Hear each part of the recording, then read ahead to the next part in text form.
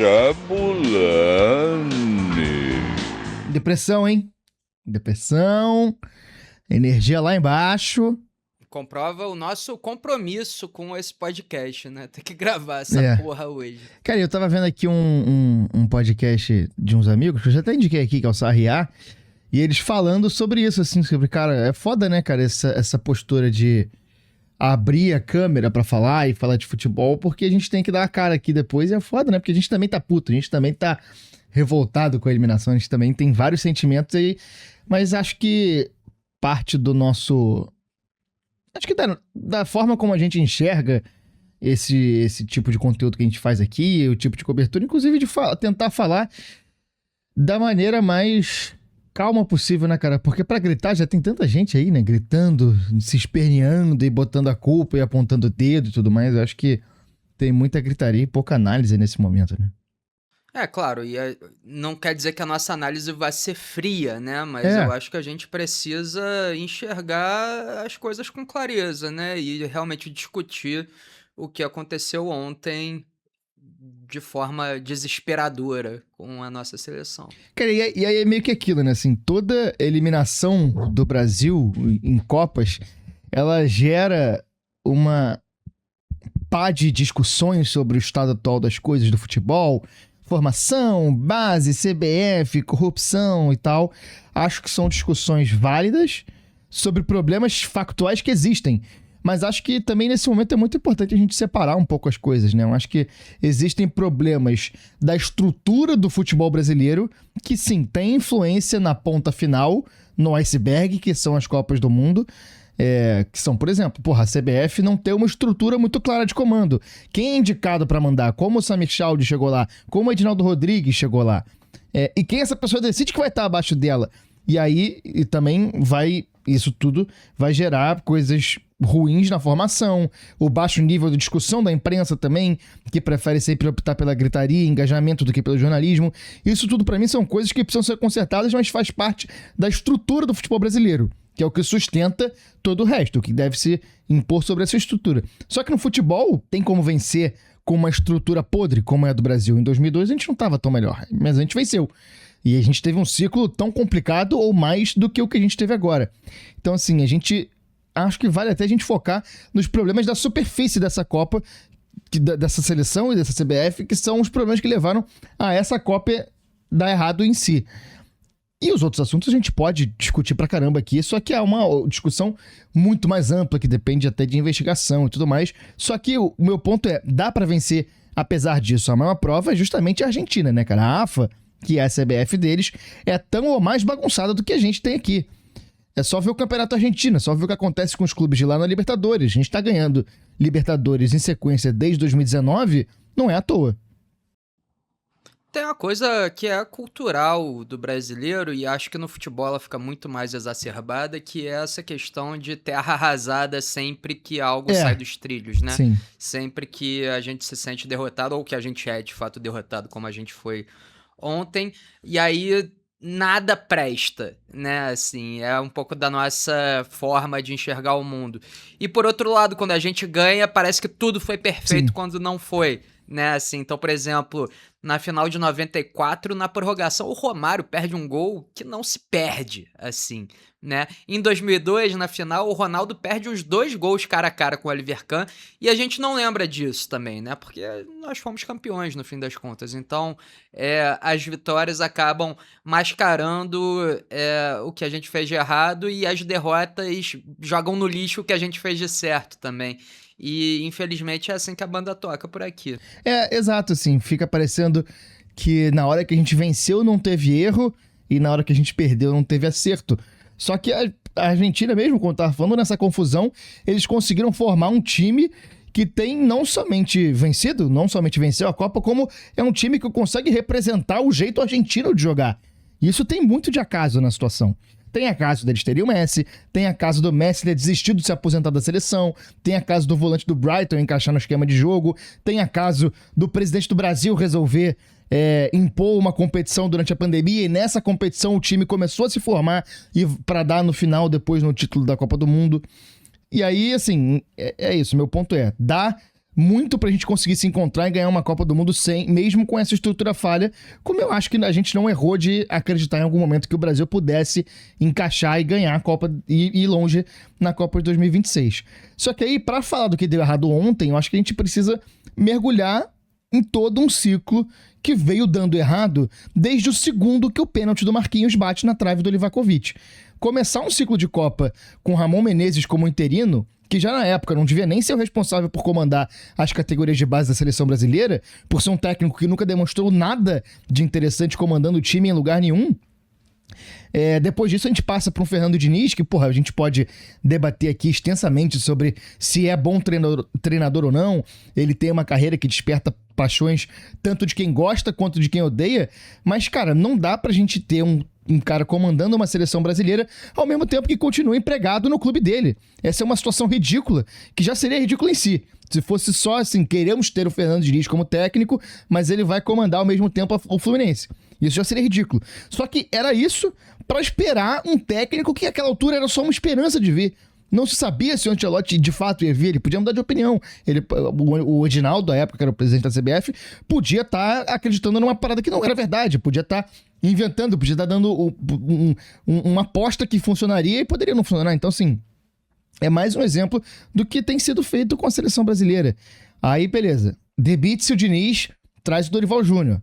Tem título, tem história no meu clube, inclusive, tenho gratidão a ele, mas nunca foi um técnico à altura da seleção brasileira. O trabalho dele no São Paulo já seria um trabalho de não se acreditar que ele faria algo bem na seleção brasileira. Tem muitas questões que o Dorival não tá nesse nível, assim. E aí, por fim, nesse ciclo, chega o tão aguardado técnico estrangeiro com carimbo de uma carreira vitoriosa, só que depois de todo esse histórico, fica muito difícil as coisas se acertarem, ainda mais a um ano da Copa do Mundo. O Ancelotti teve menos de 20 jogos na seleção brasileira, tinha comandado um pouco mais de 10 jogos antes da Copa do Mundo. Não existia time, não existia nada na seleção brasileira. Eu acho que, inclusive, muitas das falas do Neymar, sobre o Neymar, dos jogadores antes da convocação, denota pra mim um certo desespero. Na época eu não percebi isso, mas hoje é a leitura que eu faço, assim. Faltava um norte, os jogadores estavam desesperados sem saber o que ia ser, e aí acho que a figura do Neymar trazia um pouco dessa... um pouco de certeza na seleção, mas que não era uma certeza, porque já é o Neymar que a gente sabe que fez o que fez, assim. Ninguém tinha confiança naquela seleção. Não existia nada, era um catado. Há um ano mudando de técnico e nada sendo efetivamente feito na direção de um conjunto de jogadores caminhando na mesma direção, assim. Como eu falei. Tanto que a gente teve um montão de jogadores, né, durante esse ciclo. E assim, tem um ponto que você não tocou, porque teve um momento em que o Ancelotti disse não, né? Que chegou a ser noticiado como técnico da seleção e ele optou por continuar no Real Madrid até o fim do contrato. Então até isso influenciou nessa espera que em nenhum momento foi uma espera que a gente tinha certeza de que ele viria ou não. E aí, no fim das contas, ele acabou vindo. E aí eu acho que a gente vai ter que esbarrar necessariamente na discussão da identidade nacional desse time, que foi uma coisa que muito se reclamou ontem, né? Que o Brasil não jogou como o Brasil, né? O Brasil cedeu a posse de bola. E tudo isso estava no campo da estratégia, né? Assim, bem claro como que o Brasil optou por jogar ontem, e se tivesse marcado os gols que perdeu, a nossa conversa estaria indo em um ritmo completamente diferente do que ele vai hoje. Só que me parece um pouco irônico a gente reclamar de identidade nacional e, ao mesmo tempo, clamar por um técnico estrangeiro na seleção. E eu não tô fazendo juízo de valor em cima disso. Se é bom técnico estrangeiro ou se é ruim técnico estrangeiro. Acho mesmo que a gente tá em um momento de hiato de bons treinadores no Brasil. A gente tem um Felipe Luiz despontando aí, né? Enfim, tem outros exemplos como o treinador do Mirassol aqui no Brasil, mas realmente a gente está em um momento em que treinador brasileiro não é sinônimo de vitórias, tanto que boa parte dos times que a gente tem na Série A desse campeonato são dirigidos também por técnicos gringos. Agora, não faz sentido na minha cabeça. Você quer trazer um gringo, ele vai tentar implementar a filosofia dele, Sim. né? E a filosofia dele, evidentemente, não parte da nossa identidade nacional, justamente por ele não estar inserido nessa identidade nacional. Então existe uma dicotomia dentro dessa reclamação que na minha cabeça não faz sentido, mas eu acho que a gente pode falar melhor sobre esse comportamento quando a gente for entrar no jogo em si, né? Na Sim. vaca fria do jogo. Já a gente entra nisso, e aí, só encerrando esse meu pensamento todo aqui, e cara, assim, é possível ganhar com tudo isso de errado. Só que se esses problemas eles transbordam para o comando da comissão técnica, fica muito mais difícil, assim. Trabalhos profissionais de comissão técnica no futebol servem para encurtar distâncias. Eles não são garantia de nada, mas eles conseguem diminuir a incidência de problemas causados por aquilo que você pode controlar. O futebol, ele é definido em grande parte por conta do imponderável, do dia, se o jogador tá bem, a bola bater na trave e entrar, a bola bater na trave e sair. Só que existem diversos elementos no futebol que você pode prever e tentar controlar. Só que para isso a gente precisa do tão falado profissionalismo. Não é garantia de nada, mas é um começo. E aí não dá para você querer fazer as coisas às avessas, assim. Se a gente tivesse desde lá de trás, nesse ciclo, a bola bateu na trave do Livakovic, e a partir dali a gente começa um trabalho profissional, uma estrutura de um time para talvez vir um técnico, aí a gente poderia começar a pensar em alguma coisa. Só que do jeito que foi feito fica muito difícil. E aí eu acho que a gente pode começar a falar do jogo mesmo, assim, cara. Eu acho que... Queria saber a sua opinião sobre... Vamos começar falando do primeiro tempo. E aí queria saber a sua opinião sobre o que foi o jogo, cara. Porque eu achei que foi uma estratégia que eu não faria, que eu não gosto. Mas no primeiro tempo eu acho que foi uma estratégia que funcionou. O Brasil convidou a Noruega a ter a bola e armar. Se esperou eles virem, botou umas linhas meio médias ali, não abaixou completamente, mas também não pressionou muito lá em cima, e falou, cara, faz a bola chegar no Haaland aí. E aí toda vez que o Haaland ia pra disputa, era num lançamento do goleiro, num lançamento de um zagueiro, e nisso o Brasil conseguia retomar, e nas vezes que retomava, conseguiu levar perigo. Tanto que teve o lance do pênalti, teve o lance que o Vini dribla o zagueiro e bate e o goleiro defende. Então acho que no primeiro tempo isso começou funcionando até, de certa forma. O que eu entendi do jogo, de modo geral, no primeiro tempo realmente funcionou melhor, mas eu não acho que no segundo tempo tenha funcionado pior. Eu acho que as alterações do treinador norueguês no intervalo surtiram efeito. Quando ele colocou o Schjelderup e o Oscar Bob, eu acho que ele realmente deu uma virada no time dele, porque esses dois jogadores entram muito bem e o que a Noruega acaba conseguindo é ter superioridade numérica em alguns cantos do campo, né? Então a ponta esquerda que tá... A ponta esquerda deles, nosso lado direito, que estava muito organizado no primeiro tempo, passou a sofrer muito com o Schjelderup no segundo tempo. Cara, é exatamente isso que você falou. Eu acho que a gente pode discutir se a gente gosta da estratégia ou não, se a gente concorda, se a gente acha que isso tem cara de Brasil ou não tem cara de Brasil. Acho que tudo isso é válido a discussão. Agora, uma vez que a estratégia foi adotada, eu acho que ela funcionou, né? No primeiro tempo, o que a gente fez? A bola é da Noruega, né? A bola é da Noruega, eles vão ter que vir com todo mundo, subir o bloco inteiro deles para chegar aqui. Conforme eles vão avançando, a gente vai descendo a nossa linha. E quando eles chegarem muito perto dessa linha, a gente tenta dar o bote para correr, né? E eu acho que em algumas situações isso funcionou bem para nossa seleção. O pênalti que a gente sofre vem de uma jogada assim, né? Aquele já no segundo tempo, a jogada que o Endrick perde, aquele gol feito. De novo, mesma coisa. Então, não dá pra gente dizer a estratégia não deu certo, quando na verdade ela deu certo, mas a gente esbarrou em erros individuais, né? Uma cobrança de pênalti mal feita, perder gol cara a cara, também esbarrou em uma tarde inspiradíssima do goleiro Nyland. Enfim, eu não consigo enxergar essa terra arrasada gigantesca, mas, porra, dói muito, né, cara? Porque eu acho, sinceramente, que o Brasil jogou muito melhor contra a Noruega do que jogou contra o Japão. E contra o Japão, quem teve a bola foi a gente, porque eles deram pra gente, né? E aí ficou essa reclamação de que o Brasil tinha muita bola, mas não conseguia furar a linha, não tinha iniciativa, não era agressivo. E agora, sem a bola, vem a reclamação de que a gente não tinha bola. E eu acho que essa reclamação parte de um lugar muito mais do ego do brasileiro, de achar que sempre tem que dominar o jogo, comandar todas as ações, do que de fato de reclamar da estratégia em si. né? Eu acho que é menos analítico e mais passional esse argumento aí. E foi assim que eu enxerguei o jogo, cara. Eu acho que o Brasil fez uma boa partida dentro do que o treinador se propôs. E acho que todos nós fomos pro intervalo com a sensação de que o 0-0 não fazia jus ao que tinha sido o jogo até ali. A gente merecia ter ido pro intervalo ganhando o jogo. E aí, enfim, vem o intervalo, tem as mudanças. Acho que o Brasil fica em dificuldade de marcar, principalmente a ponta esquerda deles no segundo tempo. O gol sai por lá, né? Enfim, uma jogada por lá, mais uma vez com superioridade numérica. Não foi a primeira vez no segundo tempo, foi uma das vezes que conseguem o cruzamento que eu ia dizer que encontra o Haaland, mas na verdade é o Haaland que encontra exato. o cruzamento, né? E aí é foda, cara. E foi justamente o que a gente falou ontem, porque eu acho que enquanto equipe, enquanto selecionado, o Japão era muito mais disciplinado que a Noruega, tinha um senso de coletividade um pouco maior até.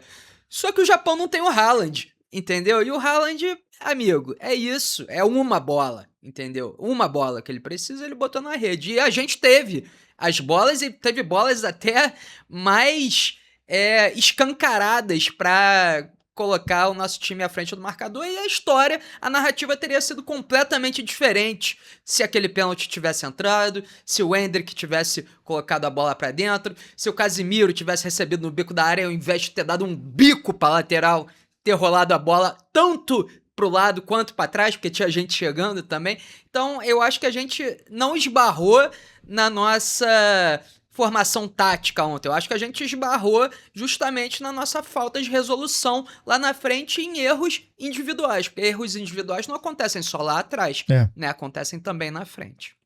Não, eu acho que é isso, assim. Eu acho que no começo do segundo tempo a Noruega melhora de fato com as substituições, mas é muito difícil não apontar pro fato de que depois que o Neymar entra, a seleção brasileira praticamente acaba. A partir dali a coisa começa a ficar muito difícil, porque foi um segundo tempo que a Noruega melhorou e as coisas começaram a dar certo pra eles e o Brasil não respondia. O Brasil não conseguia responder. O Brasil não pressionava individualmente. Os jogadores que tinham a bola da Noruega jogavam com muita tranquilidade, conseguiam ter toda a liberdade. O Odegaard fez o que queria contra a seleção brasileira naquele segundo tempo. E a partir do momento... E aí, a gente, no começo do segundo tempo, coloca o Endrick. E aí, a gente tem esse lance, a gente tem um pouco de melhora. Só que quando entra o Neymar, o Ancelotti, ele destruiu o que a gente vinha tendo de bom ali. Eu acho que essa substituição, ela é o segredo. E assim, agora, nesse momento aqui, eu não tô nem fazendo uma crítica ao Neymar em si. Daqui a pouco eu vou entrar nessa. Daqui a pouco a gente fala um pouquinho sobre ele. Mas assim, o Neymar poderia sair até como um cara sem ter muita culpa dessa Copa, sem ser o símbolo da falha dessa Copa, mas ele conseguiu o simbolismo dele que ele queria. Conseguiu ser o centro das atenções. Mas, nesse momento, a minha crítica aqui é ao Ancelotti de não ter percebido que a entrada do Neymar ia acabar com a gente, porque a gente ficou com 3 caras na frente, e aí a gente...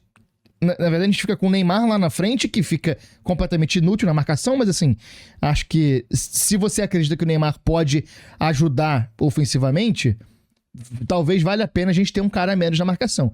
Só que aí, a gente já tinha o Vini exausto,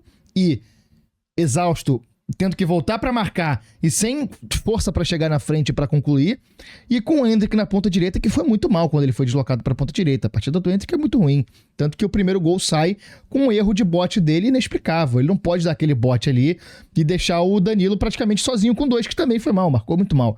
Então assim, a partir do momento que eu não vou nem falar do Neymar aqui, a partir do momento que o Ancelotti faz essa substituição, porque ele coloca ao mesmo tempo o Danilo Santos no lugar do Ryan e o Neymar no lugar do Martinelli, a gente perde tanto o meio-campo quanto a ponta direita, que o Ryan ofensivamente ontem não fazia um jogo brilhante, mas defensivamente ele estava marcando muito bem. Ele estava sendo esse equilíbrio na ponta direita. Quando o Ancelotti faz essa substituição ali, aos 22, acaba o time do Brasil. Inclusive, vi o Casemiro Miguel, da Casa TV, reclamando do momento dessa substituição, porque foi muito fraco, assim, foi muito errado o Ancelotti ontem, porque ele faz a substituição 1 minuto antes da pausa para hidratação. Então você mostra pro técnico o adversário que você vai fazer e dá tempo dele conversar com todo mundo e passar as orientações pros jogadores de como reagir a isso. Então, assim, achei o Ancelotti ontem mal, achei o Ancelotti perdido.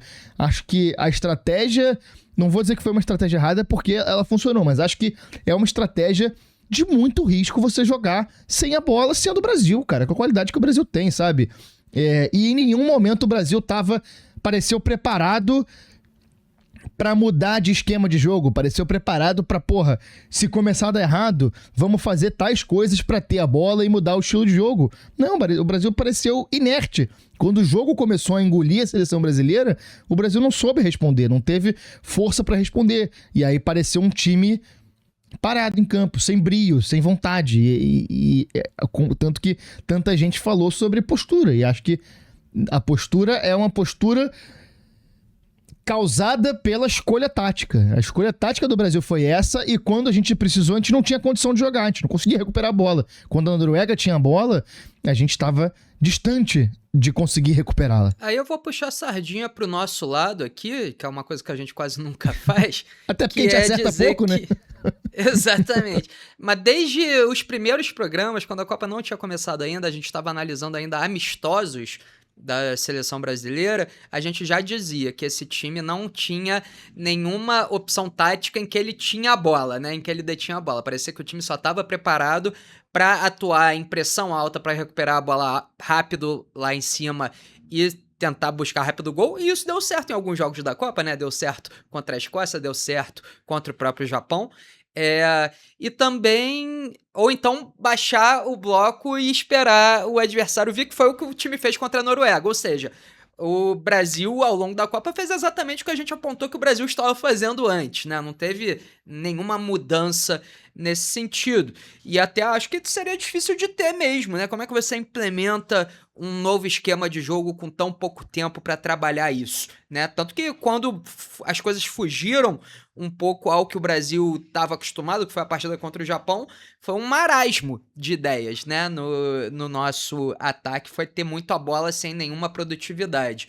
E sobre o Martinelli, cara, Martinelli fez uma grande partida ontem, né? A questão é, ele errou o tempo de uma cabeçada que não pode, né? Que ele entrou sozinho, não pode você não conseguir nem cabecear aquela bola. Mas ele tava fazendo um bom jogo.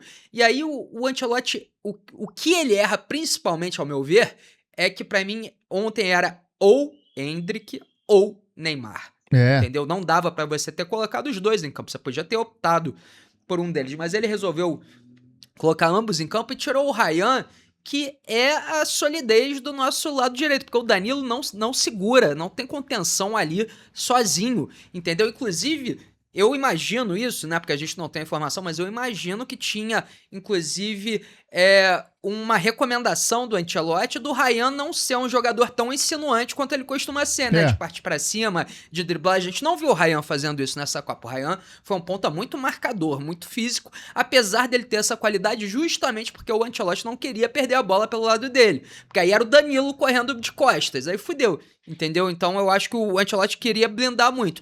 E aí ele faz isso e parece que ele justamente joga fora a própria conceituação dele, levando o Endrick pro lado direito, porque aí ele desguarnece o nosso lado ali, e justamente ele falou tanto que o Neymar ia entrar, se entrasse como um atacante centralizado, né? Só que o Neymar entra, a gente toma o gol logo depois, e aí a gente não tem força para recuperar essa bola rápido mais, porque a nossa marcação tá deficitária, e o Endrick com certeza foi pra ponta direita e sumiu do jogo 100%. E pior, também sobrecarregou o Vini, que também sumiu do jogo depois que teve que voltar pra marcar com mais efetividade, já que o Neymar não poderia fazer isso. Então eu concordo com essa visão de que colocar o Neymar e o Endrick ontem foi uma decisão mal tomada pela nossa comissão técnica e que acabou influenciando diretamente no resultado final da partida. Eu acho que assim, essa substituição ela foi muito equivocada, tanto que a partir dali acabou o jogo do Brasil. Foi a partir dali que a Noruega... É só você ver esses gráficos de intensidade de jogo, a partir do momento que o Neymar entra, que essa substituição é feita, que o time do Brasil passa a jogar de um novo jeito para acomodar o Neymar, porque nesse momento eu não quero colocar tanto a culpa na figura dele. Quando a seleção passa a jogar desse tipo, a bola só fica com a Noruega. A gente só vai retomar a bola depois no abafa dos minutos finais de jogo. Então, realmente, cara, foi mal o Ancelotti ontem na partida. Foi mal. Acho que o Brasil tinha que estar pronto para jogar de outras formas. E aí a gente vai ter que... A gente volta naquela conversa do ciclo e tudo mais. O Ancelotti teve poucos jogos para preparar. Ele tinha poucas cartas na manga pra botar, porque teve pouco tempo com os jogadores, teve pouco tempo pensando nesse jeito de jogar. Então, eu acho que isso complica muito. E aí acho que também tem erros do Ancelotti de ontem. Acho que esses são erros, assim. E aí eu acho que, cara, a gente tem que fazer uma despedida também dessa geração, né, cara? Porque acaba sendo um grande momento de despedida de uma geração que, pô, aí eu vou aumentar um pouco o tom da crítica aqui.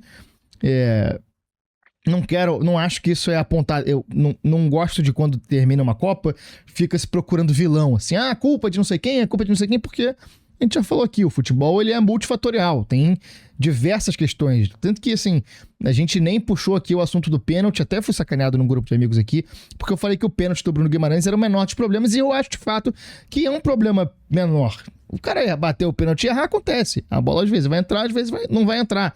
Acho que pode se discutir o processo de escolha do Bruno Guimarães e tudo mais, mas não acho que isso seja um problema ontem. Dava pra ter perdido o pênalti e ter ganhado, como dava pra ter feito o pênalti e ter perdido da mesma forma. Acho que não é um ponto fundamental.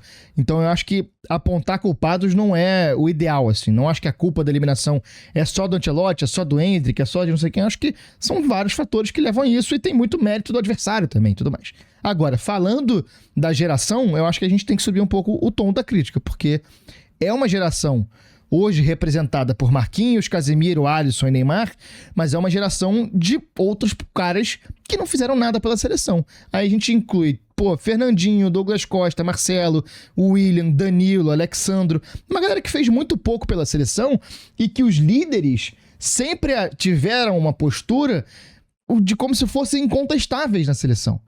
A postura de todo mundo nessa questão do Neymar foi como se o Brasil, a seleção brasileira, devesse algo ao Neymar. E o Neymar nunca foi nada perto da seleção do que ele poderia ter sido. Ele não fez nada pela seleção. O Neymar recebeu a seleção num ciclo pós-2010, depois de 2 eliminações muito difíceis contra grandes seleções e bons times, 2 times que foram vice-campeões na final. O Neymar e essa geração recebe a seleção nesse momento, num momento complicado da seleção, no momento de revisitar as coisas, no momento que as certezas não estavam muito dadas, mas recebe nesse momento e entrega 12 anos depois com a seleção patamares abaixo do que ela já esteve. Não tem legado nenhum do Neymar na seleção, nenhum, nada. Ele não acrescentou nada e só retirou.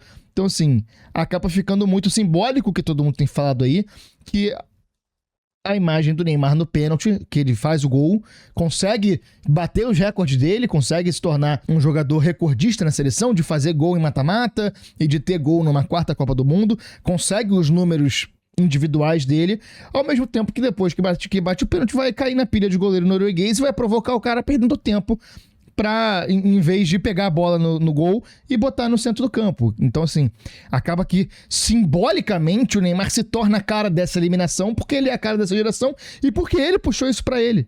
Ele faz questão de estar nesse centro das atenções, como ele fez questão de estar depois de bater esse pênalti e fazer. Então, assim, o Neymar, que poderia passar aqui, como a gente fez na análise agora um pouco tempo atrás, de não era pra jogar, a culpa é do Ancelotti, ele se coloca nesse centro, ele se coloca como a imagem da derrota, como a imagem de uma seleção que não sabe seu lugar no mundo. O Brasil hoje, a seleção brasileira, ela não sabe o lugar dela na atual organização das forças do futebol mundial. Ela acha que é isso. Tá perdendo de 2-0 pra Noruega, vai tirar um dia com o goleiro e é isso aí. Aqui é Brasil, sendo que não é assim, cara. Não é assim. Tem que botar a bundinha no chão e trabalhar. Coisa que não se fez. Coisa que se recusou a fazer e coisa que, por causa disso, se tem um cara que não é jogador de futebol em campo. O Neymar é um ex-jogador de futebol. Isso aí tem que ser falado, assim. Perto da convocação, eu nem acho que é um erro levar o Neymar, não, porque a gente perdeu muitos jogadores, acho que poderia ser...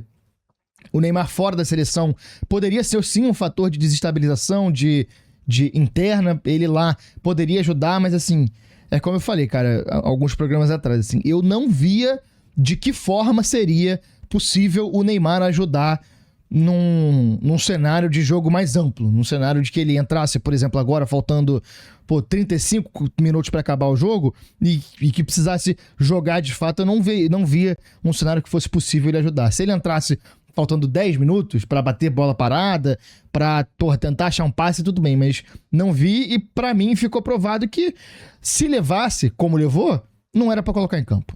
Não sei o que o Neymar conseguiu apresentar nos treinos que justificasse uma esperança de que ele pudesse ajudar por tanto tempo assim. E acaba que é isso. É uma geração que se despede finalmente.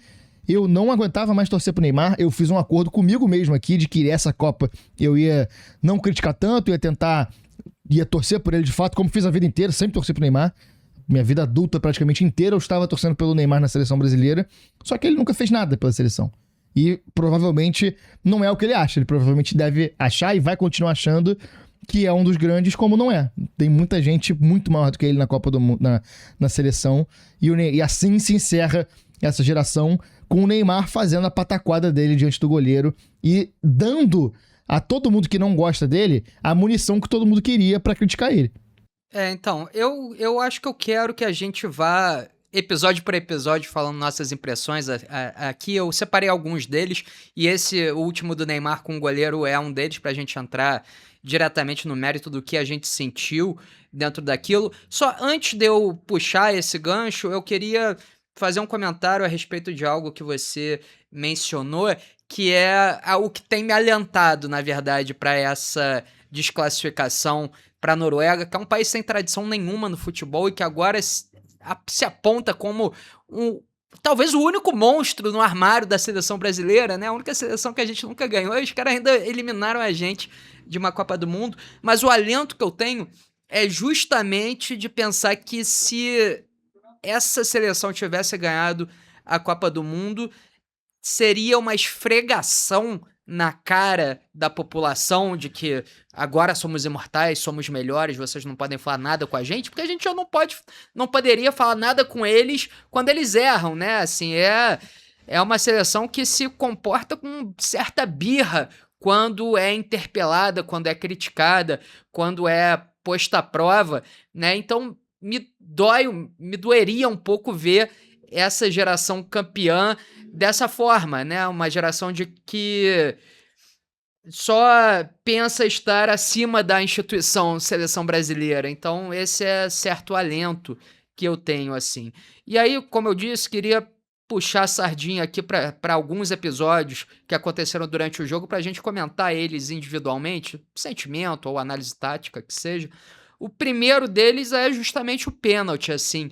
E a minha pergunta não é na direção de o Bruno deveria ter batido ou o Bruno bateu mal. Ele bateu mal, todo mundo viu, né? Agora, pra mim a pergunta é sobre o que tem se falado tanto nas redes sociais. Eu queria saber a sua opinião.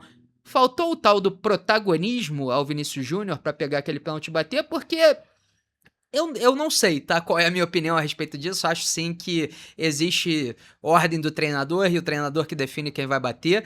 Só que, ao mesmo tempo, eu tenho bastante certeza que é o Messi que bate na Argentina, é o Cristiano Ronaldo que bate em Portugal, é o Harry Kane que bate na Inglaterra. Então, todas essas outras seleções, o dito principal protagonista assume essa responsabilidade. E na nossa, o nosso principal protagonista não assumiu. E aí eu queria saber um pouco da sua opinião a respeito disso. Cara, eu acho que a grande questão é que não era um pênalti pra se assumir a responsabilidade. Esse pra mim que é o ponto, porque, cara, era um contexto de começo de jogo, né, cara? Esse bagulho, como todo mundo falou depois da eliminação, tava definido ali quem seria o batedor. Então eu não acho que sequer teve essa discussão dentro de campo ali, do Vini falar, pô, vou bater, você não bate. Então eu acho que pode ser um erro da comissão técnica botar o Bruno Guimarães, que tem pouquíssima experiência de bater pênalti. Ele bateu pouquíssimos pênaltis na carreira.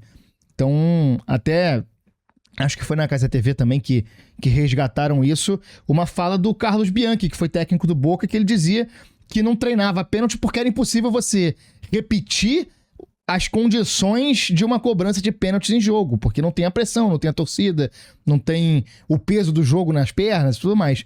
Então eu acho que pode ter sido uma decisão tomada pelo desempenho do Bruno nos treinos, mas que no jogo ficou claro que ele não estava pronto para isso, porque bateu pouquíssimos pênaltis na carreira. Eu acho que se talvez poderia o Vini ter...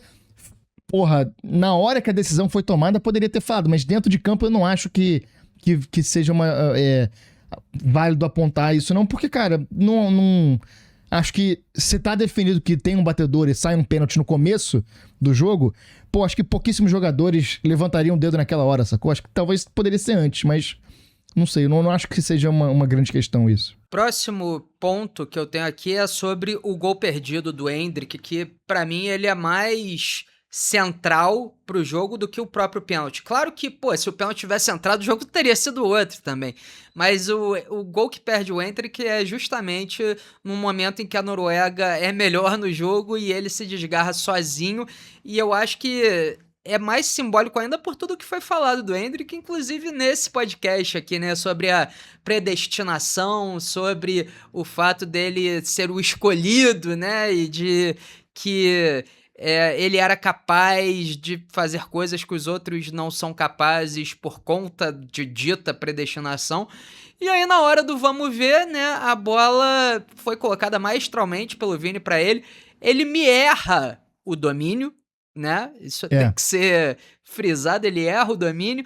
E aí, mesmo errando o domínio, ele ainda tinha tempo pra tentar driblar o goleiro, pra tentar escolher outra forma de finalizar a jogada. Só que ele cavou feiamente pra fora do gol. E aí fica a minha pergunta pra você sobre... A gente fala muito do Neymar hipotético, mas será que não tem um quê do Endrick hipotético também dentro disso? Eu acho que com certeza tem, mas eu acho que é muito mais do que poderia ter sido do que de fato ser uma coisa hipotética, porque, cara, eu acho que porra, eu vou usar essa palavra na falta de uma outra melhor, assim, mas eu acho que o Endrick foi, de certa forma, sabotado nesse ciclo também, assim. Pra mim, o que o Dorival Júnior fez com ele é absolutamente revoltante, por exemplo. Porque o Dorival arma... A gente vai jogar amistosos no Santiago Bernabéu e no Wembley contra Espanha e Inglaterra. Nos dois, o Endrick salva o Dorival de um vexame, porque no final dos jogos ele consegue arrancar de não sei onde gols que salvam o Brasil de ser derrotado. E depois ele não tem oportunidade. Eu acho que, assim, é óbvio que alguma coisa que o Endrick faz desagrada as comissões técnicas, os companheiros de time, porque ele não é tão querido quanto outros caras. E ele não recebe tantas oportunidades. Então eu acho que tem algo aí que a gente não sabe exatamente o que faz o Endrick ser preterido. E acho que o jogo de ontem, inclusive, a forma como ele marcou na ponta direita, mostra um pouco disso. Porque é um moleque que não joga tão bem quando ele é deslocado pra ponta direita. E muitos técnicos leem ele como ponta direita. Só que, ao mesmo tempo, cara, eu acho que ele foi uma das grandes notícias desse ciclo do Brasil e não teve o tempo de jogar bola na seleção. Se, enquanto ele estivesse comendo banco no Real Madrid, porque, de fato, a disputa dele era com o Mbappé, e aí essa é muito difícil de ganhar, se ao mesmo tempo ele estivesse jogando na seleção brasileira, aí a coisa poderia ser um pouco diferente, porque ele ia ter campo, ia ter entrosamento, ia ter tempo para as pessoas verem de que forma ele joga melhor. Porque o Endrick, é claro, tá muito claro que ele não é um ponta-direita. Ele não é um ponta. Ele é um atacante e eu tenho achado cada vez mais que ele joga melhor numa situação em que são dois atacantes, uma coisa que o futebol de hoje em dia abomina. Porra, se eu estivesse jogando FIFA, né, a decisão fosse minha, eu colocaria ele, Vini, como atacante e tentaria fazer um meio campo com 4, talvez com o Ryan ou com o Rafinha, se não tivesse lesionado, vindo de trás, pra dar liberdade pra esses caras da frente, Vini e Endrick, trocarem de posição. Então, assim, eu acho que isso é uma grande questão que acabou que não se deu o espaço que o Endrick poderia fazer as coisas. Então, porra, eu não consigo ver de que forma ele conseguiria resolver, de que ele conseguiria chegar no ponto que a gente imaginava que ele chegaria jogando a partir dos 65 de cada jogo, sacou? É isso pra mim que é muito frustrante. Eu acho que a gente poderia, se a gente tivesse tido um ciclo mais longo, um ciclo mais correto, sem troca de técnico, sem um técnico que estava sempre defendendo mais o próprio cargo do que qualquer coisa, como foi o Dorival, a gente poderia ter tido mais espaço para entender de que forma o Endrick poderia ajudar. Então eu acho que na Copa, chega numa Copa com um técnico que não sabe. O Ancelotti não soube usar o Endrick. No Real Madrid ele não se esforçou nem em jogos de Copa do Rei, nem em jogos já decididos, jogos mais fáceis, ele botava o Endrick pra jogar. E na seleção brasileira, ele não tentou também. Não acho que ele não tentou tirar o melhor do Endrick. Tentou encaixar o Endrick numa formação que já estava pronta para outros jogadores. Então, daí eu acho que a gente não viu o melhor que ele pode oferecer. Não, eu concordo com, acho que quase tudo que você falou, mas eu acho que a pergunta estava mais na direção do lance em si, né? Porque, ok, a gente pode falar aqui do ciclo inteiro, das não oportunidades, de como o Endrick foi preterido, tudo isso pode entrar na discussão, mas o quanto que todas essas coisas influenciam no lance em si que ele teve cara a cara, que era pra ter resolvido a porra do jogo e ele não resolveu, né, assim, então eu acho que, claro, tem que tudo isso ser colocado na balança quando a gente fala de trabalho, de ciclo, etc, concordo contigo. Agora, um jogador que foi tantas vezes apontado como o resolvedor, né, o predestinado, alguém que era iluminado por uma força sobrenatural, a ponto da gente comparar ele com o Haaland nesse programa aqui, ele receber aquela bola do jeito que ele recebeu ontem, que é o sonho de qualquer centroavante, que não estava deslocado na ponta direita naquele momento, e errar o domínio e não ter a calma, a paciência e a tranquilidade para fazer o gol, que seria fundamental para a seleção brasileira, tem que ser tocado também, né? Porque eu acho que foge um pouco do que a gente imaginou que o Endrick poderia fazer quando a gente precisasse do Endrick para fazer, entendeu? E isso foge, ao meu entendimento, a forma como ele foi tratado durante o ciclo e as oportunidades que não foram dadas a ele tanto no Real Madrid quanto na seleção brasileira. Claro que isso tudo, como eu disse, entra na equação, mas não naquele lance ali, não naquele momento. Não, sim, tipo, eu entendo, mas é porque eu fui nesse caminho porque eu acho que, ao mesmo tempo que a gente tinha expectativa de que o Endrick precisava só de uma bola, eu acho que é injusto a gente querer que ele entre num jogo frio, vindo do banco e resolva numa bola. Eu acho que ele foi mal no lance, foi mal pra caralho. Acho que o grande ponto do lance é o domínio dele, né? Não, o domínio não. Ele domina a bola e a bola escapa um pouco porque ele tá tentando ajeitar ela pra esquerda. Então, a partir dali, ele precisa correr pra se ajeitar pra bater de esquerda e ali ele não teve a sagacidade de tentar uma outra solução. Acho que talvez ele pudesse ou ter batido de direita, que não é a boa, mas, pô, beleza, bate de qualquer jeito, ou então ter driblado o goleiro, né? Porque eu acho que tinha espaço pra isso. Mas foi mal nesse lance, assim, mas é porque eu acho que ele jogou muito pouco, jogou muito menos do que deveria, sacou? Eu tenho, porra, não convicção, mas eu tenho, eu imagino que se ele tivesse tido mais tempo de campo com a seleção, com a camisa, com esses jogadores, esse lance poderia ter sido diferente, sacou? Se ele tivesse tido mais espaço, mas acabou que é isso, né? Fica um símbolo dele também. Acho que eu imaginava que ele poderia resolver em um lance, mas não era isso. Talvez nem os melhores, nem os mais iluminados, nem os com mais estrela consigam resolver nesse contexto, né? Eu acho que deu uma volta do caralho pra justamente falar sobre o Endrick hipotético, né? O Endrick que teria tido mais minutos, teria tido mais oportunidades, e o Endrick que, quando teve a oportunidade que a gente precisava que ele fizesse, e aí eu acho também que, ó, como o brasileiro é engraçado, né? Porque a gente ficou o tempo inteiro falando, porra, o Endrick já tem idade pra entrar, tem que jogar, é jogador profissional e tal, porra, tem que dar essa responsabilidade nos pés dele. E aí, quando ele entra e ele tem a responsabilidade e ela se apresenta da forma como se apresentou ontem, eu acho que a gente tem a tendência a passar a mão na cabeça, tá ligado? E eu acho que, sim, eu tô de acordo com tudo que a gente falou sobre as hipóteses, as chances, o que ele não recebeu, o que ele deveria ter recebido. Tô de acordo com tudo isso. Mas eu jamais vou passar a mão na cabeça pro gol que ele perdeu ontem. Entendeu? Pra mim é, assim, coisa de doido ter perdido o gol que ele perdeu da forma como ele perdeu ontem. Pra mim, tem bastante culpa no cartório nessa eliminação, aquele gol perdido. Não o Endrick, necessariamente, mas o gol sim, entendeu? E aí, outro momento que eu queria comentar, antes da gente falar do Haaland, né, da Noruega, é justamente o pênalti do Neymar. Não o pênalti, mas a reação do Neymar ao patético. Pênalti, né? É completamente patético. Acho que não deu nem pra entender, né, na verdade, tipo, por quê? Né, assim, tipo, por que você foi peitar o goleiro, a gente perdendo de 2-0, quando era pra você pegar a bola e correr de volta pro meio, entendeu? Aí me parece que é uma coisa muito mais de jogar pras câmeras, né? Porque, assim, o Neymar foi um grande jogador, mas a fanbase do Neymar é chata pra cacete, Sim. né? E me parece que é uma forma dele tentar alimentar, né, esses fãs, assim, de se colocar como o fodão e que se ele tivesse em campo a história teria sido diferente, né? E eu acho que ele é bastante inteligente sob esse ponto de vista, porque de fato é o que acontece nas redes sociais. Se você vê agora qualquer pessoa criticando o Neymar, ou da forma que a gente disse aqui, que o Brasil piorou depois que o Neymar entrou em campo, você está pronto para um linchamento virtual, né, assim, porque essa fanbase realmente é chatíssima.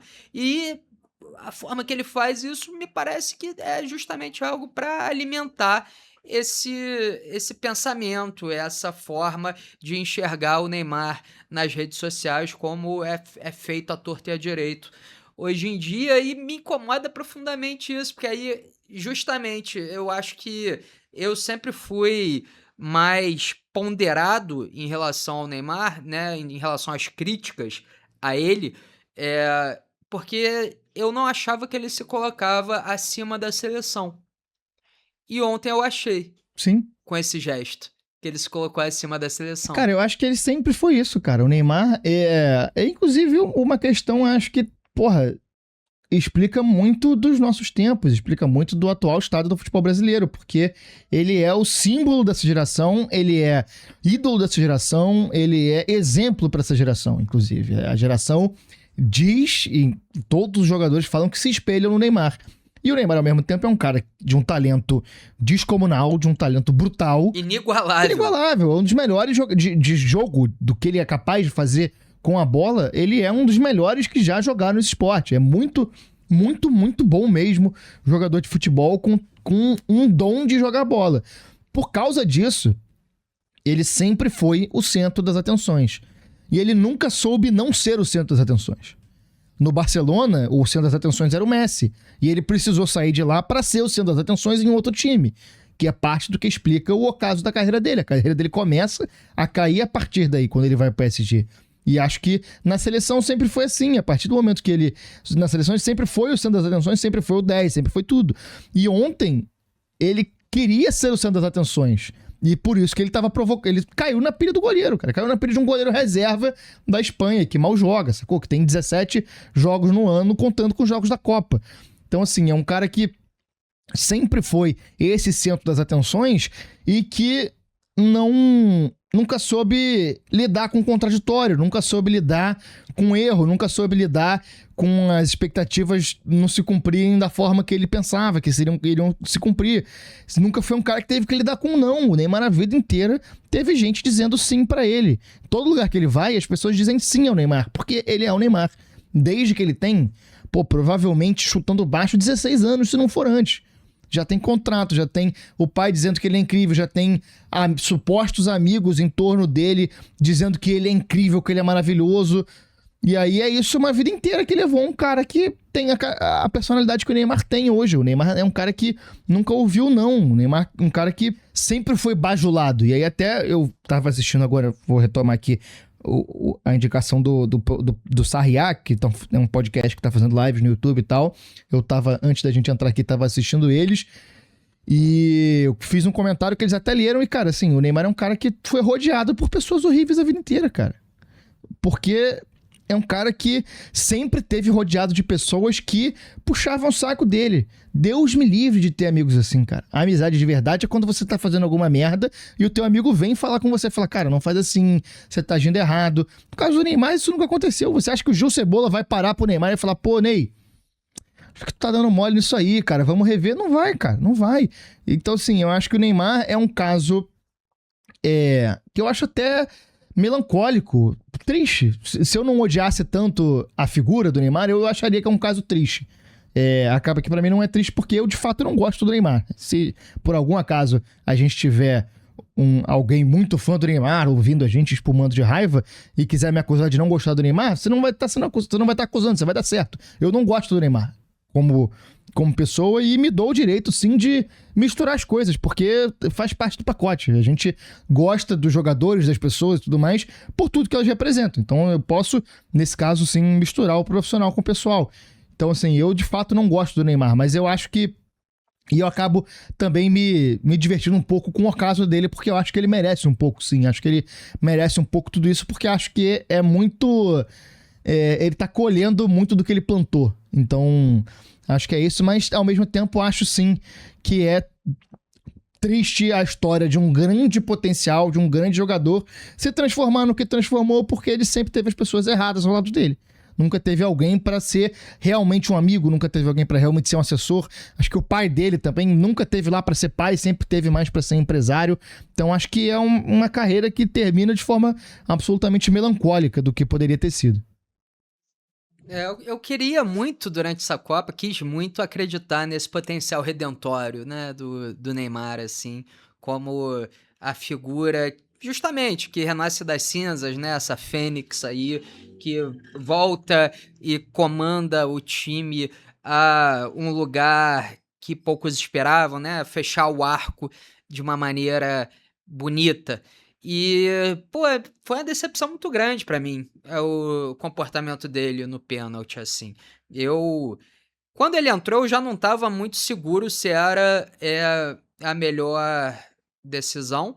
Inclusive, assisti o jogo lá com amigos e familiares da minha noiva, e um deles que gosta bastante de futebol, o Bruno, é o cara que eu mais converso, assim, sobre futebol. No momento que o Ney entra em campo, ele faz o sinal da cruz, assim. Eu falei, porra, esse é exatamente o meu sentimento, entendeu? Eu tô rezando também.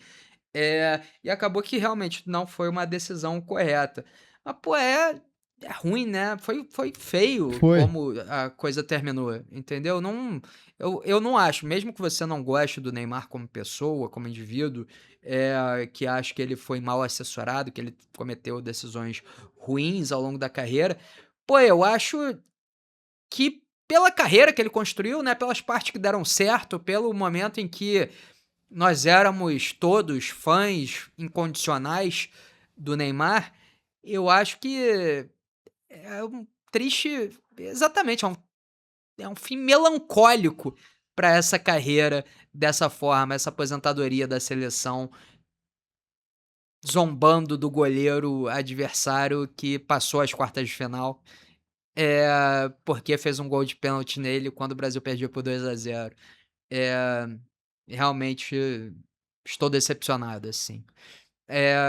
Mas vamos falar do Haaland um pouquinho, porque eu Vamos. acho que o Haaland conseguiu algo que é difícil entre os brasileiros, que é ser algoz absoluto, né, do nosso país e não perder nem um pentelho de carisma e de carinho do nosso povo, né? Pelo contrário, né? Eu acho que ele acumulou mais respeito e mais admiração dos brasileiros com a partida que ele fez ontem. E eu acho isso fantástico, assim, na verdade, porque a gente tem essa tendência a vilanizar quem nos tira, né? Ou quem nos vence, e o Haaland foi na direção contrária, né? As pessoas gostam dele, as pessoas acham ele legal, apesar do que ele fez com a gente ontem. Cara, é porque ele é muito foda, né, cara? Ele é um jogador absurdo e é um cara muito carismático também, assim. Meio que eu sinto que dessa vez é uma eliminação que o Brasil tem muito claro de que a gente de fato foi pior, né? Acho que, porra, beleza. Depois dos pós 7-1, a gente vai ter contra a Bélgica, que a gente joga, porra, faz um segundo tempo razoável, depois de um primeiro tempo que tudo deu errado.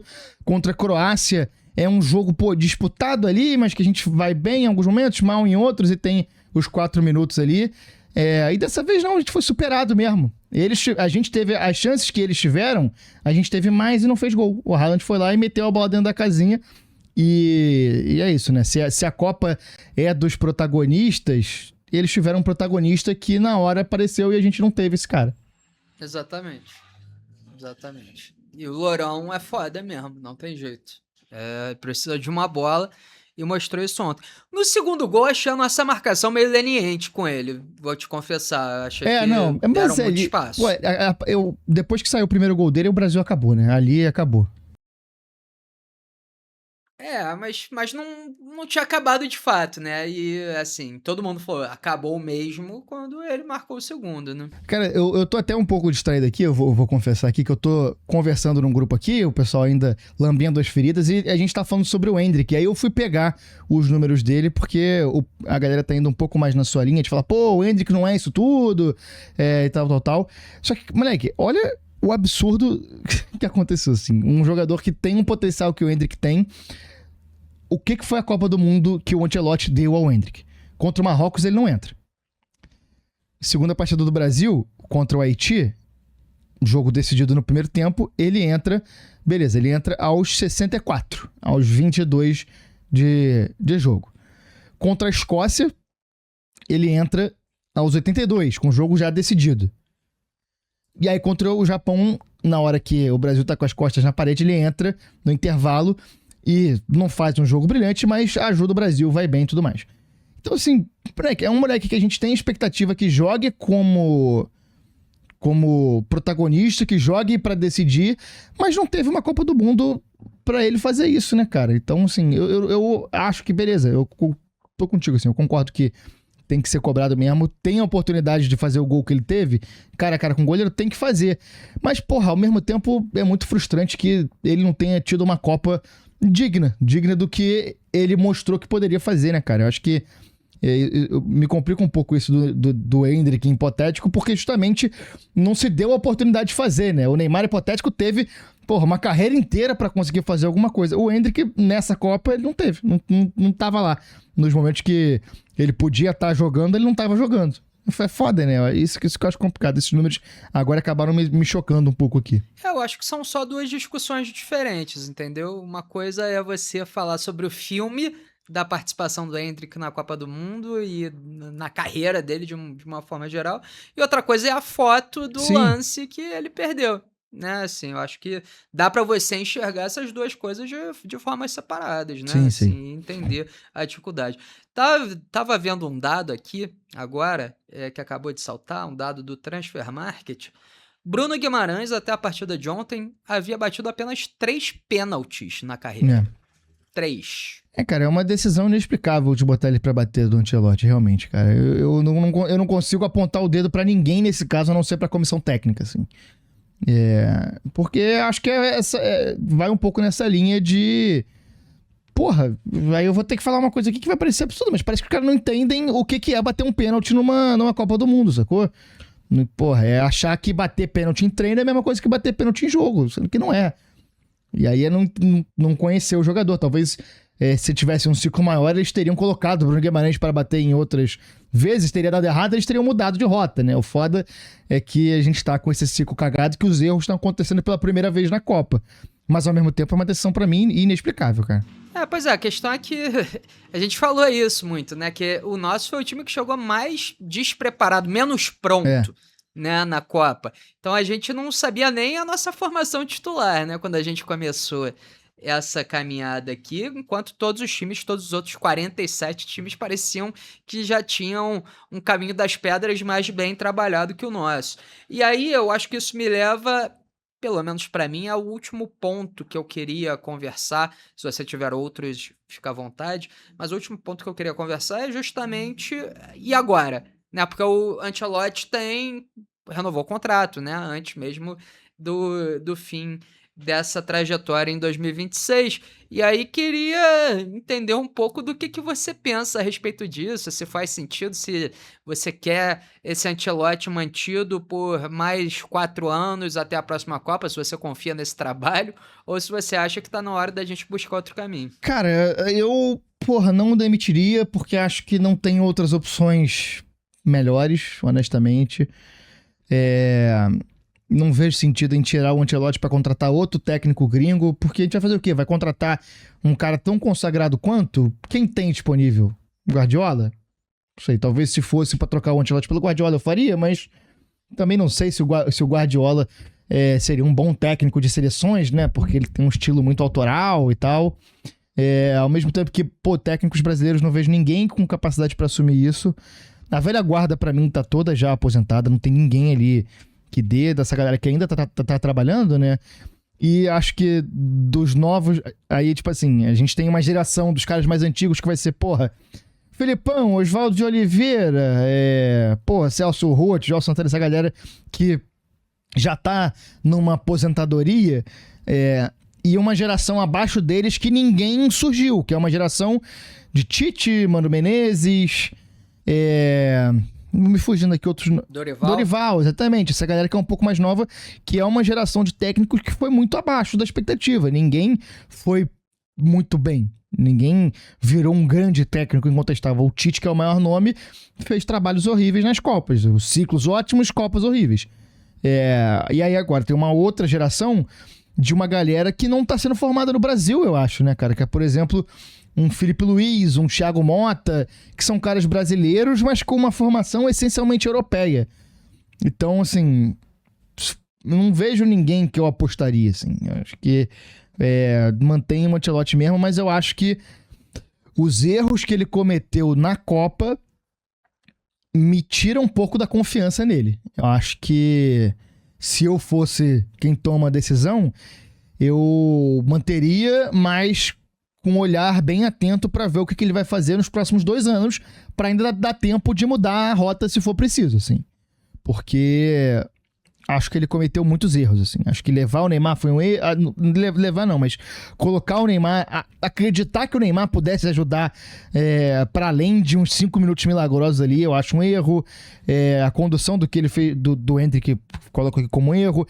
Não levar lateral direito de ofício, além do Danilo, que já virou zagueiro, é um erro. Levar 5 meio-campos sem alternativa foi um erro. Acho que tem muitas coisas que o Ancelotti poderia ter feito melhor e não fez, então eu manteria, mas assim, bem atento pro que ele vai fazer nesse imediato pós-Copa, pra ver se vale a pena realmente manter. E aí eu acho que assim, cara, acho que é inevitável a gente pensar no futuro sem pensar no que tá sendo feito no futebol brasileiro, porque a gente tá sem formar técnicos. Os bons técnicos que a gente tem, cara, pensando aqui, eu só consigo pensar no Fernando Seabra, de bom técnico formado aqui, sacou? De resto é tudo com galera que vai ser formada lá fora. Talvez o Rogério Ceni, que eu sou muito fã, mas que tem lá seus problemas lá no Bahia, mas é muito preocupante a gente não ter técnicos. E aí a gente olha para uma Copa do Mundo pela primeira vez sem um técnico brasileiro. E aí a gente olha para a Argentina, que em meio a tantos problemas, e acho que muitas das mazelas do futebol brasileiro são até comparáveis com as mazelas argentinas, e mesmo assim eles estão exportando técnico a rodo. O mundo inteiro contrata técnico argentino. E os técnicos brasileiros são prestigiados só no futebol peruano, que o Sporting Cristal vai todo ano trocando de técnico brasileiro. Uma hora é o Thiago Nunes, é o Mano Menezes e nunca dá certo. E nunca técnicos que deram certo, super certo aqui também, agora, né? São apostas que eles fazem. Eu não sei se ele ainda tá, mas o Zé Ricardo comandou na Libertadores. Não sei se ele se manteve já para esse segundo semestre, mas era ele quem tava. Então, assim, eu acho que o futebol brasileiro, ele precisa de... Aí a gente volta naquele papo que eu comecei aqui, que eu abri o programa, que é da estrutura do futebol brasileiro, que a gente tá com uma estrutura apodrecida e que gera essa crise de identidade. Assim. Acho que a gente tem um futebol que olha muito para a Europa quando a gente tinha que olhar para dentro. A gente tem que encontrar uma forma nossa de fazer as coisas, que não seja espelhar o que é feito lá fora. A seleção brasileira do Tite, por exemplo, acho que isso é uma questão que foi um dos problemas. Foi uma seleção que tentou espelhar a forma de se jogar da Europa sem saber de que forma isso poderia ser feito aqui no Brasil, né? Eu acho que não é também renegar tudo que vem de fora. Eu acho que até apelando um pouquinho aqui pra arte, que às vezes até a gente fala um pouco disso, mas do modernismo, aquela parada da antropofagia, né? De que forma você pode pegar as influências lá de fora e usar de uma forma brasileira. Porque o que é o futebol brasileiro hoje?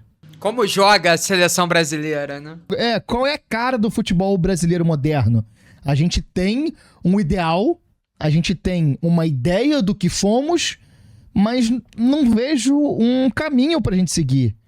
O caminho nosso é só se adaptar ao que a Europa faz, tentar copiar aqui dentro, porque, por exemplo, vou retomar aqui o papo do Felipe Luiz. Eu sou, filipista convicto, muito fã.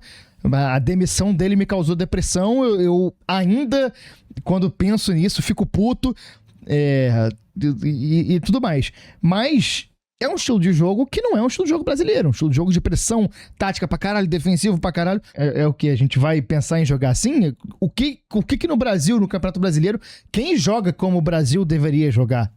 É muito complicado. Eu acho que a gente precisa passar por um processo de análise nacional do que é o nosso futebol e pra onde a gente quer ir, pra que lado a gente quer apontar, porque a gente tá perdido. A gente tá copiando referências sem ter uma base. É praticamente fazer um projeto sem você ter o conceito do projeto. Qual é o conceito de futebol brasileiro? O que a gente quer? E aí, nem que seja pra renegar. Beleza, vamos supor que a gente entenda, faça uma análise, faça um grande debate e entenda. Beleza, a gente tem que se afastar do que a gente foi um dia. Mas com que conceito? Com que objetivo? Pra onde a gente quer ir? O que a gente quer ser?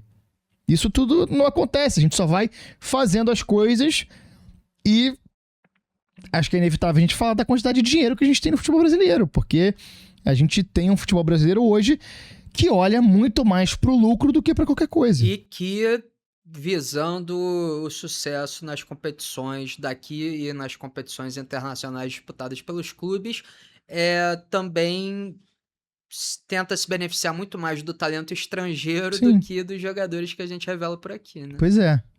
O que eu acho que não deveria ser um problema, mas ao mesmo tempo é uma questão, né? Mas acaba sendo. Acaba sendo, né? porque Acaba sendo. O grande nome do futebol brasileiro nos últimos anos, um deles é o Arrascaeta, por exemplo, que é um uruguaio. E que joga de uma forma que a gente não vê jogadores brasileiros fazendo. Ele é um camisa 10 ali que faz o que outros jogadores brasileiros fariam. Por que a gente não revela caras como esse? O que acontece na formação de base do futebol brasileiro que é incapaz de revelar esses caras? Ou que revela esses caras jogando eles pra ponta? Por que a gente revela tantos caras pensando só em vender eles? A gente tem toda uma estrutura de base do futebol brasileiro que é modelo de exportação mesmo, é quase a commodity. Você vai formando esses caras em níveis mais altos ou menores só pra vender mesmo e fazer o lucro ali pros empresários. Em que ponto que o futebol brasileiro fica nisso, sacou? É foda, né? Tem outra questão também, que o treinador da base, ele tá pensando em ascensão na carreira, né? E como a gente fala muito bem aqui no Brasil, a gente só se importa com quem vence, né? Então ninguém no Brasil tá especialmente preocupado com formar o atleta, né? Estão preocupados em colocar o jogador mais forte, né, com 13 anos, na posição em que ele vai dar mais resultado pro treinador que tá ali, né, que vai conquistar os títulos. E quando talvez na base a gente não tivesse que se preocupar com isso, né? A gente tinha que estar se preocupando em formar os atletas e preocupados com o talento, né? E o talento acaba sendo deixado de lado porque o menino muito talentoso é meio mirradinho ainda, então não tem como ele ter espaço nesse time. Enfim, uma série de questões. Não, e eu acho até que a gente pode iniciar aqui um papo, que é um papo que não vai ser concluído, obviamente, mas que esbarra um pouco na formação de cidadãos, né, cara? Em que ponto que o futebol brasileiro tá nessa formação de um cidadão, tá incluído na sociedade?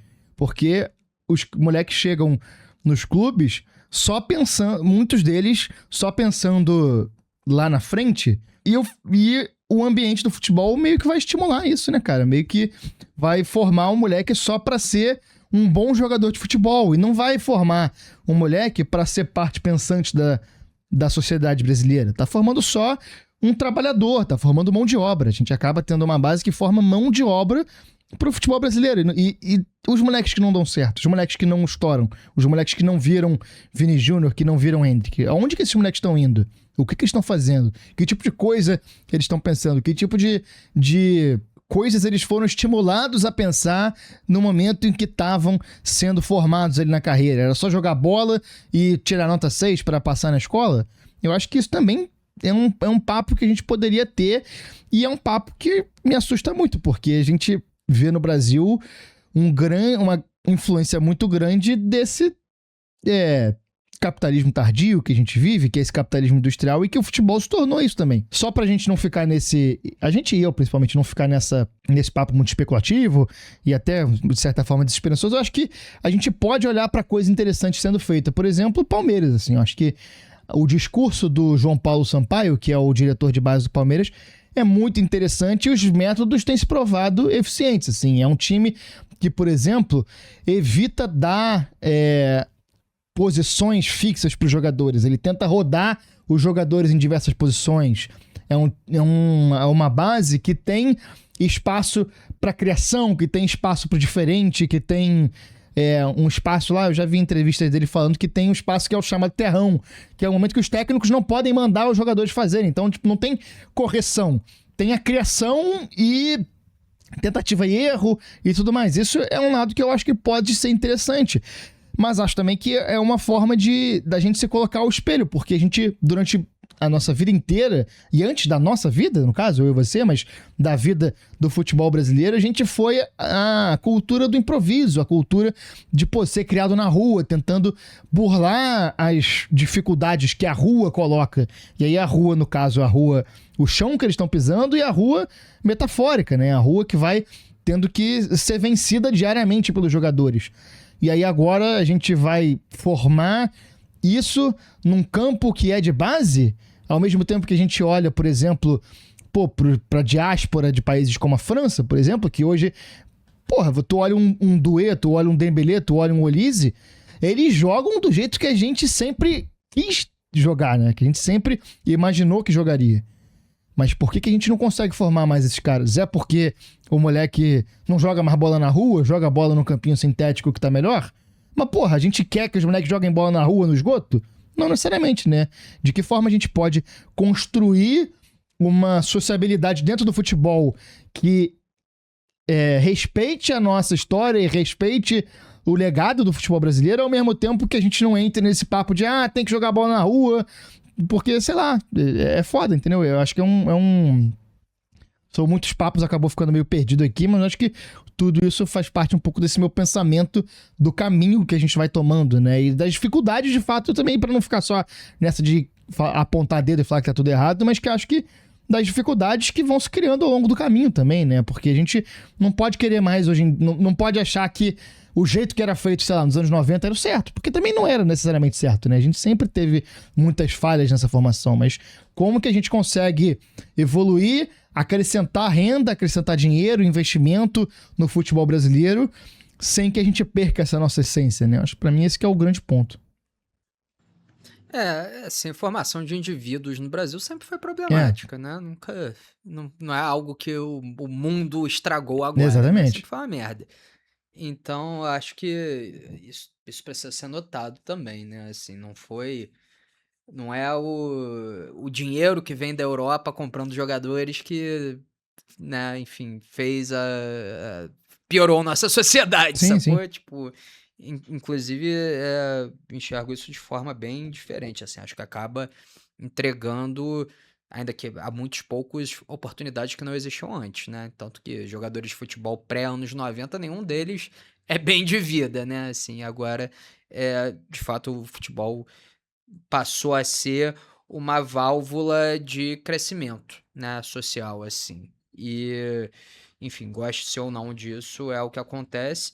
A gente tem muitos problemas de formação e de identidade nacional, a gente tem livros e mais livros a respeito disso, antropologias e mais antropologias a respeito disso.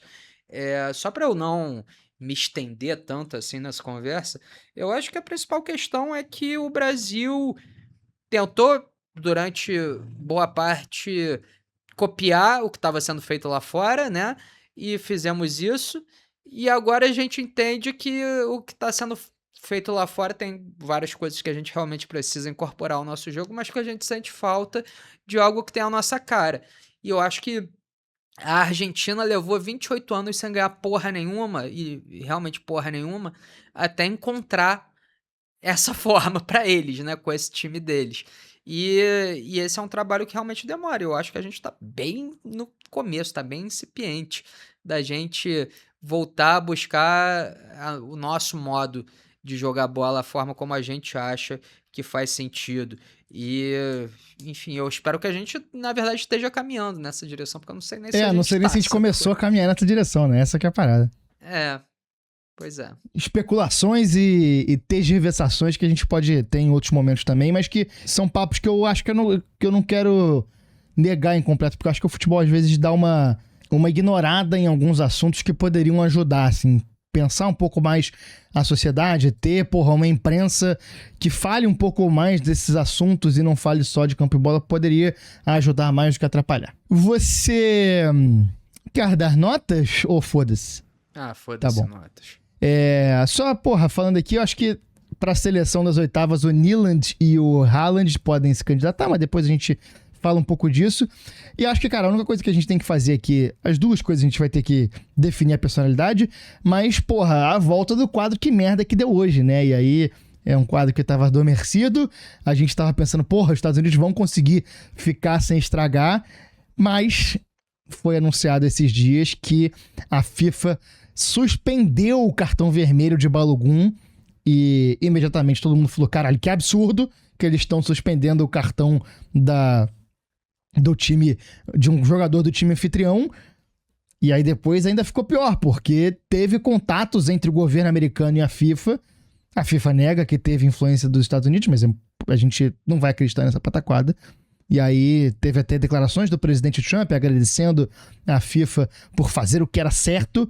E aí é uma interferência direta de um governo no futebol, na FIFA, na Copa do Mundo. Assim, é uma vergonha, Uma bizarrice, uma das né? maiores vergonhas da história da FIFA, essa protagonizada pelo Gianni Infantino, né? Não, absolutamente ridículo, assim, mas ridículo num ponto, assim, muito doido, assim. Eu acho que a gente chegou a comentar aqui que o não cartão ao Messi abria um precedente perigoso, né? O VAR não ter sido chamado naquele lance do Messi abriu um precedente perigoso e tá aí, né? Tá aí o que o precedente abriu. Agora a gente tem que aguentar que se revogue um cartão vermelho, que inclusive, na minha opinião, foi bem aplicado, né? Porque tem gente que discorda disso, mas na minha opinião foi um cartão vermelho bem aplicado ao Folarin Balogun. Doa quem doer, né? Se o seu jogador pisa no adversário, coloca em risco a integridade física dele, como aconteceu, é lance clássico de cartão vermelho, e na minha opinião isso foi exatamente o que aconteceu.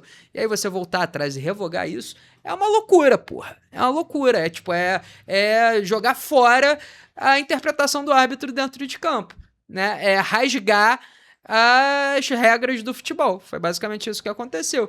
E em 62 o Garrincha, né, teve cartão vermelho anulado, mas, porra, foi um lance completamente diferente, entendeu? Inclusive, eu acho que pode se falar sobre o absurdo que foi também a anulação da expulsão do Garrincha, eu acho que isso é ok, mas só para dar algum contexto, naquela vez o Garrincha foi expulso porque o auxiliar comunicou ao árbitro que ele havia agredido um jogador fora do lance de bola, o árbitro em si não viu. E não tinha VAR, né? Nem câmera, nem porra nenhuma. Não, e o detalhe é que não existia suspensão automática pro próximo jogo naquela época. Haveria-se um julgamento que definiria se o cara ia jogar ou não, e o julgamento não foi realizado porque o Bandeira saiu do país. Então, sumiu. Não é... Exato. Inclusive foi encontrado na Federação Paulista depois, arbitrando jogos, que leva a gente a crer que talvez tenha tido alguma mutreta aí também. Mas é perfeito você colocar isso. Os cartões só são implementados a partir da Copa de 70, né? Não, assim, é ridículo, assim, é absolutamente ridículo. E é uma prova do que a gente vem falando aqui há muito tempo, de que essa é uma Copa que a FIFA tá fazendo tudo pelo dinheiro, e eles estão ganhando dinheiro pra caralho. Os lucros da FIFA estão gigantescos e, para isso, eles abriram as pernas ao governo americano e estão abrindo desde o começo.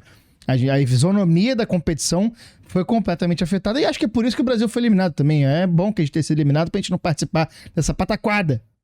Não, brincadeira, mas assim, eu queria ver o mundo do futebol reagindo mais a esses absurdos, porque agora, pelo menos a Bélgica agora, que foi afetada, deu declarações em tom bem alto, e parece que a UEFA, que tem uma briga aberta com a FIFA, vai entrar nessa briga também pra criticar isso. Só que é isso, né? A gente teve, por exemplo, em 2022, uma Copa do Mundo com muitas críticas do mundo do futebol. E agora, em 2026, a gente vê tantos absurdos quanto, mas que não são criticados pelo mundo do futebol por qual motivo? Eu tenho minhas especulações. Eu acho que o que é mais bizarro disso tudo é que agora eu não sei qual é o teto de intervenção. Exato. Entendeu? E aí? E se os Estados Unidos forem eliminados pela Bélgica?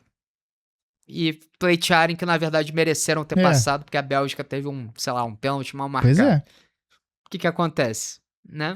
E aí, se algum momento eu pensei em torcer pros Estados Unidos contra a Bélgica, passou, acabou. Agora eu quero muito que a Bélgica passe, porque é isso, cara. E aí eu acho que a gente pode até apontar o dedo um pouco aqui pro povo dos Estados Unidos mesmo. É um país que não consegue jogar justo. Eles precisam ser favorecidos em tudo.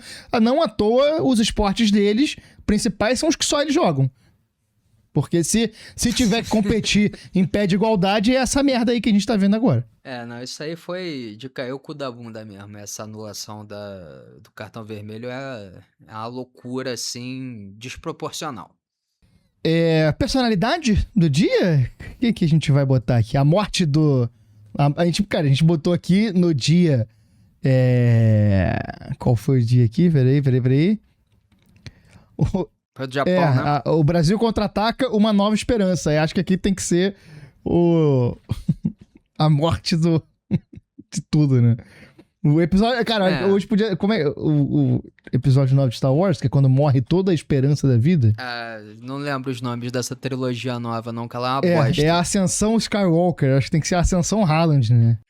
Pode ser, a Ascensão Haaland. Que veio pra matar todos os nossos sonhos, que no fundo... Talvez a gente estivesse sonhando demais, mas pelo menos foi de graça, né? Foi de graça, né? Mas, porra, preferia ter pagado por outro resultado. E esse foi mais um hype de Copa Argentina do dia, foda-se também. A gente vai estar aqui sempre, não vamos parar, vamos até o final da Copa, mas hoje também quero que se foda a porra toda. Não vamos fazer Argentina, não vamos falar mais de nada também. Que esse foi o Hype de Copa, sua companhia diária para se empolgar com tudo de Copa do Mundo, todos os dias no YouTube e depois nas plataformas de podcast. A gente pede sua ajuda para chegar em mais ouvidos, se inscreve no canal, segue a gente no Spotify, indica pros amigos se gostar, pros inimigos se odiar e comenta aqui também, cara. Porra, desabafa, diz o que você concorda com a gente, o que você discorda. Vamos manter essa conversa sobre a seleção brasileira, porque, cara, é algo que a gente gosta muito, assim, não à toa a gente tá fazendo esse programa, porque a gente gosta muito de Copa e gosta muito da seleção brasileira. A seleção brasileira é parte importante de quem a gente é, de quem nós somos hoje em dia. Então, é alguma coisa muito cara pra gente e é um papo que eu acho que a gente tem que manter, assim. E acho que é bom a gente ter... Vou fazer um elogio aqui, mas é bom ter projetos como o nosso e como tantos outros que a gente falou aqui, que, cara, conversem a sério sobre a seleção brasileira, né? Porque a gente viu muita gente falando sobre o assunto com outros interesses em jogo, torcendo para que passos fossem convocados e tal. Então, porra, comenta aqui o que você achou do jogo, se você concorda com o que a gente falou, se você discorda do que a gente falou, se você acha que tem algum tema que a gente pode debater, que a gente não abordou agora nessa seleção brasileira, que a gente vai falando um pouco mais sobre isso ao longo da Copa. É isso. Se você é muito fã do Neymar, xingue apenas o Gustavo também, tá? Pode ser. Porque ele foi muito mais incisivo do que eu. Sim. Então, se alguém dessa dupla merece ser cancelado, é ele, não eu. Muito obrigado pela atenção. Vou ficar em silêncio. Vou fazer que nem o Ronaldinho Gaúcho, né? Prefiro ficar em silêncio. E segue a gente nas redes sociais, Daniel. @ODaniHype nas redes sociais. Gente, amanhã a gente volta com Inglaterra e México. Esse programa ficou longo pra cacete. A gente tá meio puto com tudo. A gente é brasileiro também. A gente quer que todo mundo se foda. Menos vocês, nossos queridos ouvintes. Ainda estamos naquela ressaquinha pós-eliminação, né? É foda. Difícil demais. Que já tá acostumando, inclusive, mas... ainda dói. Eu tô no Instagram como @GAngeleias, GANGELEAS. E a gente se encontra amanhã um pouco mais calmos e fazendo o nosso habitué. Grande abraço. Valeu!